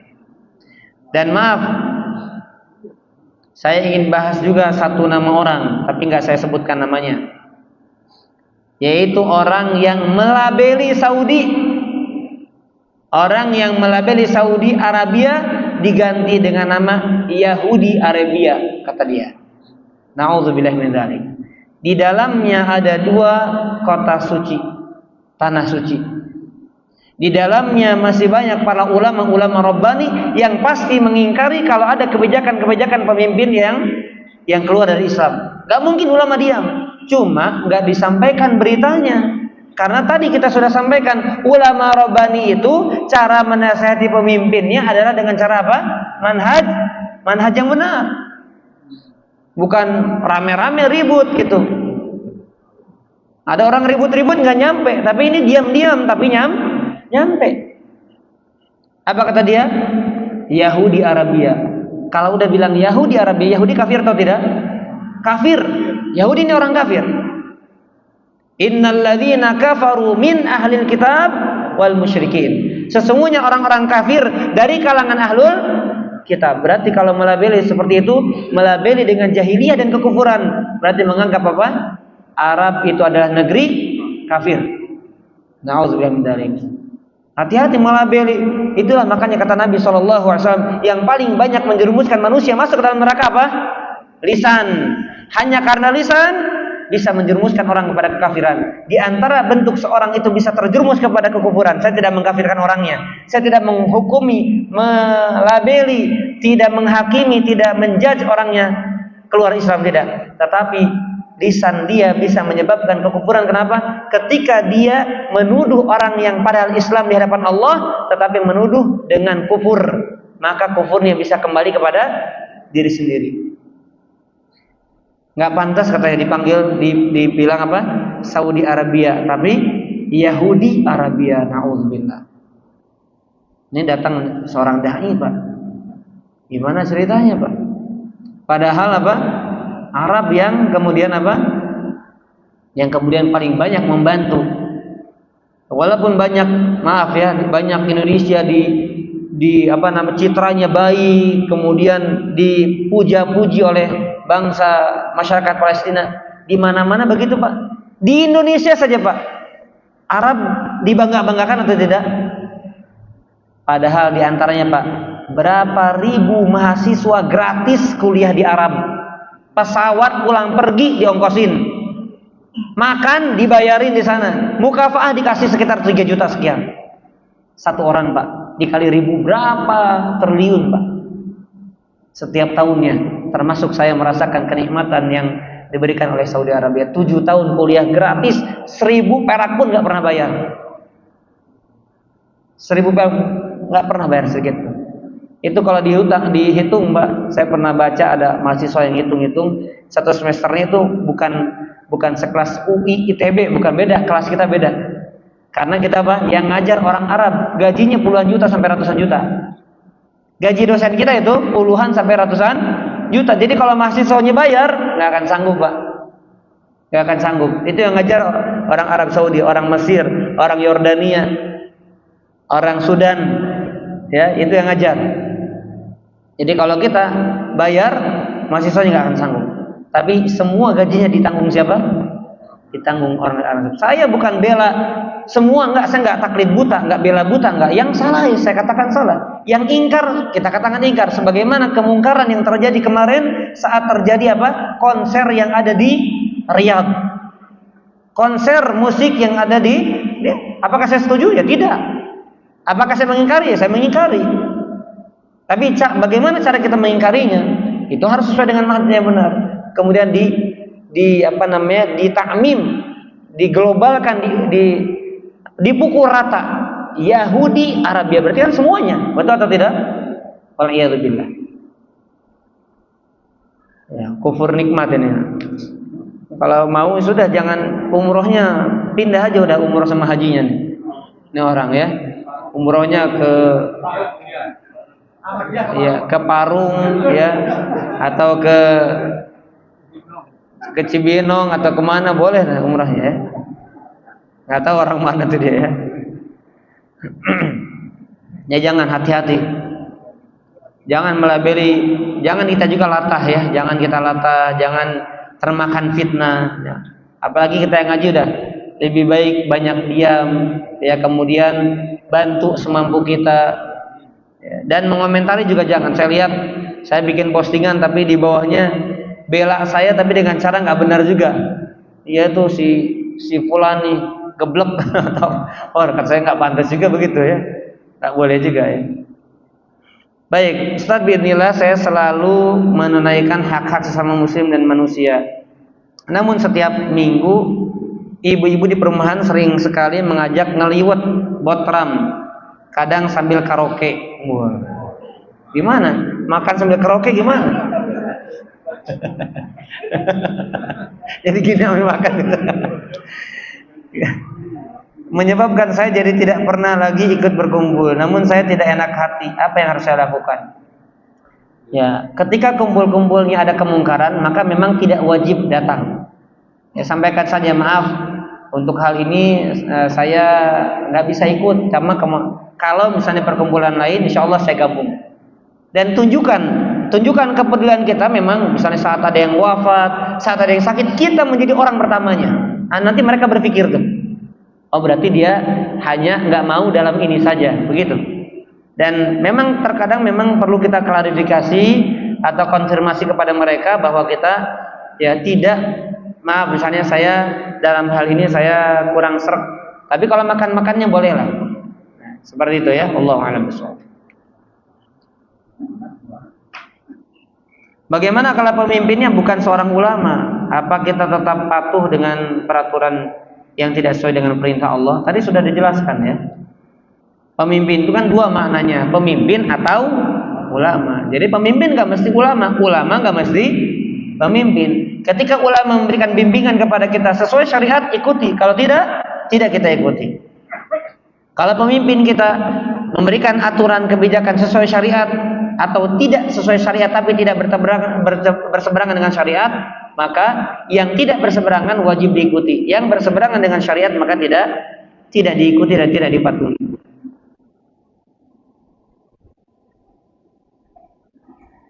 Bagaimana kalau seorang anak yang ingin membantu saudaranya tetapi selalu dilarang, keberatan ibunya? Apakah kalau tidak menuruti ibunya termasuk anak yang tidak patuh sama orang tua? Iya, tergantung apa ini maksudnya, bantuan seperti apa. Kalau memang di sana ada dua perintah yang bertabrakan, kata ibunya jangan, anaknya pengen, maka ikuti ibunya. Ya, kalau memang perintah ibu atau larangan ibunya tidak bertabrakan dengan syariat. Jadi sama, sebagaimana kita kepada pemimpin, ketaatannya itu ada syaratnya. Demikian pula seorang anak, ketaatan kepada orang tua ada syaratnya. Jadi berlaku syarat dan ketentuan. Jadi ada bintang kecilnya itu. Kalau kepada Allah dan Rasulnya tidak ada syarat, tidak ada ketentuan, sudah sami'na wa ata'na. Apa buktinya? Ketika Allah mengatakan ya ayyuhalladzina amanu atii'ullah wa atii'ur rasul, diulangi atinya. Atii'ullah wa atii'ur rasul. Tapi ketika ulil amri tidak diulangi wa atii'u ulil amri. Tapi apa? Langsung wa ulil amri. Di sini kata para ulama berarti syarat, ada syaratnya. Buktinya apa? Ketaatan kepada mereka tidak diulang dengan kalimat wa atii'u. Berarti apa? Mengikuti aturan Rasulnya dan aturan Allah, atau mengikuti aturan Allah dan Rasulnya Shallallahu Alaihi Wasallam. Bagaimana jika imam dalam keluarga tidak bisa memberikan teladan dalam urusan akhirat, sementara kita sudah mengingatkan untuk tujuan pernikahan ini? Bolehkah kita mengajukan khulu walaupun untuk ibadah wajib tetap dilakukan oleh suami? Ya, bimbing ya. Kalau sudah terlanjur nikah, jangan mudah untuk minta cerai. Apalagi di sini dikatakan apa? Untuk ibadah wajib tetap dilakukan oleh suami, itu masih bagus. Banyak orang-orang bertahan suaminya nggak sholat, bisa bertahan. Kenapa? Terus menasehati ya. Sekarang di sini suaminya dia mengerjakan ibadah wajib, tapi tidak bisa memberikan teladan ya. Karena sudah terlanjur menikah, sudah terlanjur dipilih, maka bimbing baik-baik, nasihati baik-baik, ya arahkan. Karena boleh juga seorang istri mengarahkan, membimbing suaminya, saling menasehati, saling tolong menolong, ta'awun. Baik. Para jamaah azan ya Allah ya majma'in.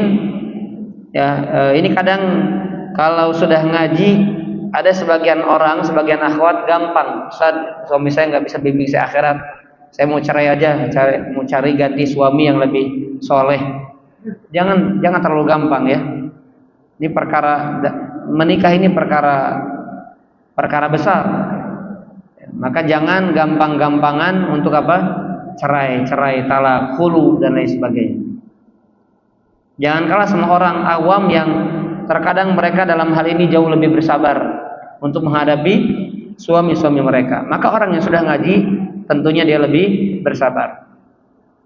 Kecuali kalau suaminya yang tidak sholat, tidak bimbing, pekerjaannya haram, zalim dan lain sebagainya. Ustaz, maaf bertanya di luar tema kajian. Saya mau bertanya tentang umroh yang pembayaran DP saja tetapi bisa berangkat umroh. Pulang umroh pembayaran dicicil selama 2-3 tahun. Hukumnya dan dalilnya bagaimana Ustaz? Apakah boleh? Ini namanya apa? Umroh nyicil gitu ya. Allahu a'lam bishawab ya. Selama mampu nanti dibayarkan dengan gaji misalnya nggak masalah insyaallah. Tapi memang sebaiknya yang kewajiban seperti ini kalau mampu baru berangkat. Jangan maksakan diri kalau belum mampu. Itu syaratnya ya. Barakallahu fikum Ustaz wa fikum barakallahu. Semoga Ustaz selalu dalam lindungan Allah. Allahumma amin wa iyyakum. Mohon nasihatnya bagi para penuntut ilmu yang aktif di sosmed. Seringkali kurang santun dalam menyampaikan ilmu atau ketika amar ma'ruf nahi mungkar. Mungkin karena terlalu semangat sehingga malah mencoreng manhaj yang mulia ini. Ya.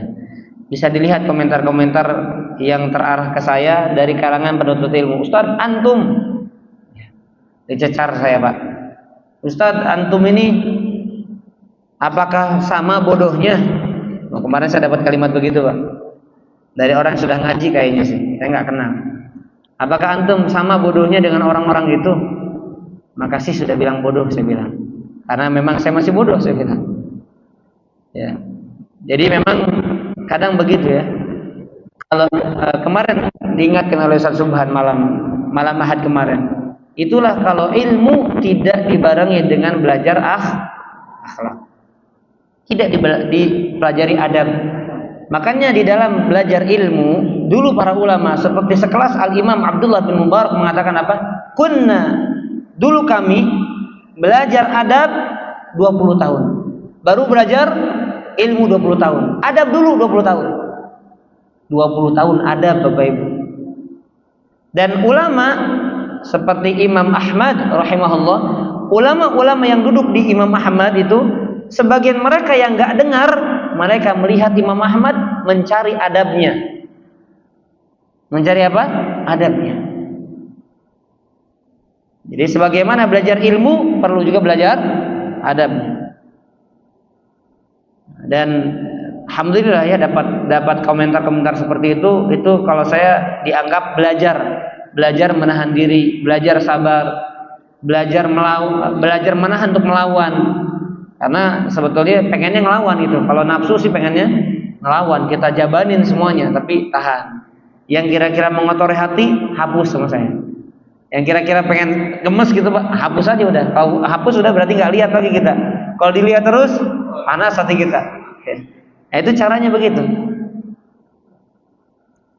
Makanya nasihat kami Bapak Ibu sekalian, jangan hanya sekedar semangat menuntut ilmu, tapi lupa khususnya minimal baca buku-buku tentang akhlak dan adab penuntut ilmu agar kita tidak salah jalan dan tidak salah bersikap ketika kita menghadapi orang-orang yang berseberangan dengan kita, menghadapi sesuatu yang tidak sesuai dengan harapan kita. Belajar bagaimana etikanya, belajar bagaimana adabnya. Allahu a'lam bishawab. Izin bertanya mengenai menasehati orang lain sementara kita masih melakukan kemungkaran yang sama. Saya pernah mendengar bahwa ada dalil yang menyebutkan besarnya atau beratnya hukuman bagi seorang yang tidak mengerjakan apa yang dia katakan. Mohon penjelasannya. Betul. Allah mengatakan di dalam surat As-Saff ayat yang kedua, ya ayyuhalladzina amanu lima taquluna ma la taf'alun. Wahai orang-orang beriman, kenapa engkau mengatakan apa-apa yang tidak kalian kerjakan? Itu teguran dari Allah Subhanahu wa taala. Tapi apa yang kami maksudkan tadi, beda antara kita menasihati kemungkaran orang dengan kita menahan diri dari kemungkaran. Bukan berarti ketika kita masih melakukan kemungkaran, kemaksiatan, kita tidak mengingatkan orang lain dari kemaksiatan. Misalnya Bapak Ibu, ada orang masih merokok, kemudian lihat orang lain merokok, biarin aja, saya juga masih ngerokok. Misalnya, enggak, Pak maaf jangan ngerokok Pak, padahal dia masih ngerokok Pak. Itu beda hukumnya. Jadi apa yang dilakukan diri sendiri, memang orang yang paling pantas tadi adalah dirinya sendiri dulu. Sama seperti misalnya orang tua, nak sholat nak, saya pengen kamu jadi orang tua, tapi bapaknya nggak sholat. Jangan kemudian bapaknya udah nggak sholat, nak jangan sholat nak ya, karena bapak juga belum sholat. Nanti kalau bapak sudah istiqomah sholat, kamu juga sholat. Rusak nggak begitu? Ya makin rusak. Ya, udah bapaknya nggak sholat, pengen keturunan juga, kan nggak ada orang tua seperti itu kecuali orang tua yang bahlul. Kecuali orang tua yang bahlul. Ya, pengen anaknya sama seperti kebahlulan orang tuanya, nggak ada. Ya, itu sangat-sangat bahlul. Nah, maka beda sekali lagi antara menyampaikan kebaikan untuk orang lain dan mengerjakan kebaikan untuk sendiri, mengingkari kemungkaran yang ada pada orang lain dan meninggalkan kemungkaran yang ada pada diri sendiri. Wallahu a'lam bishawab. Ya, 3 pertanyaan lagi ya. Saya punya teman yang suaminya seorang dukun. Dukun betul nggak ini ya?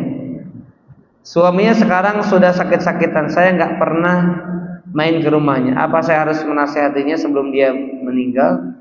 Tapi saya nggak berani karena dia laki-laki. Apa ini? Ya memang kalau ibu-ibu, kalau perempuan, ya nggak mungkin kalau datang menasehati secara langsung, kecuali didampingi oleh istrinya. Boleh menasehati. Sekarang ya sakit ini bukan. Kadang kita juga kalau orang sakit serba salah. Pak, ini sakit ini tanda meninggal. Waduh, kayak didoain meninggal gitu. Pak, kayaknya udah nggak lama lagi Pak. Jangan ya. Ya, dinasihati.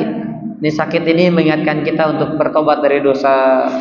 Sakit ini menyebabkan kita harusnya introspeksi diri. Ya silakan dinasihati, nggak masalah. Didampingi oleh sang istrinya. Apa ini saya nggak kebaca satunya. Apa boleh memberikan sedekah untuk keluarganya? Kalau untuk keluarganya ya silakan saja, nggak masalah. Allah a'lam bishawab.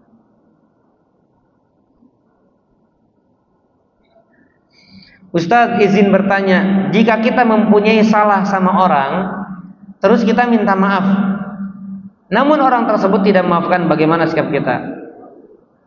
Apakah dosa kita diampuni oleh Allah karena kita belum dimaafkan sama orang tersebut? Sikap kita yang berbuat zalim, sikap kita yang berbuat salah kepada orang yang dizalimi, maka terus minta dihalalkan. Kenapa? Ya salah kita berbuat zalim. Maka sebagaimana kita zalimi dia, maka kita berusaha minta dimaafkan dan dihalalkan darinya sebelum datang hari di mana maaf tidak lagi berguna pada hari tersebut. Kecuali apa? Hisab dari Allah Subhanahu wa taala. Maka hati-hati ya.